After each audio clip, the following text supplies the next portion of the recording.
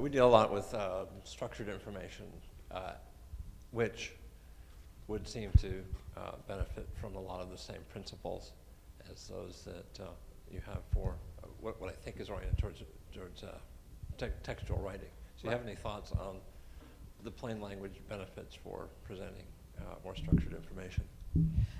Well, you know, we talk mostly about written information, but we certainly mean any kind of information. And in fact, usability people would define a good website the same way we define plain language. You can find what you need, you can understand it, you can use it. So just about any kind of information, you know, benefits from the same basic philosophy. And I think the philosophy is that it's the writer's responsibility or the developer's responsibility to be clear. It's not the reader or visitor or users or viewers' responsibility to figure it out. One of the themes in some of the rest of the presentations has been the question of cultural or internal issues to organizations. Now, there's not what are the benefits, but that the non-plain language is happening internally for a reason. Not necessarily a good reason, but for a reason. How do you deal with that? Well, I tried to deal with it for 15 years, and you're absolutely right. It is a culture change, and a lot of people think that their writing is fine.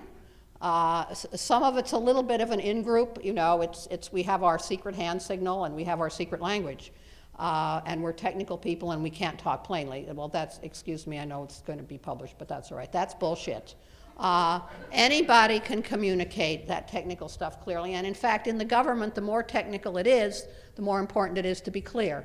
I think one way, I mean, I could talk for an hour about combating it, and we don't have that kind of time, but the biggest thing, I think, is to get the users involved in, and get people to understand how badly their users react to what they write. At FAA, we had a focus group of commercial pilots, and we asked them, it was specifically about regulations and standards, and we asked them for one word that would characterize FAA's regulations, and they said, you know, obscure, dreadful, Byzantine.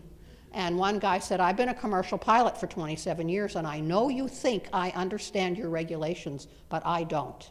So that kind of feedback with users is important to get people to understand that they aren't communicating.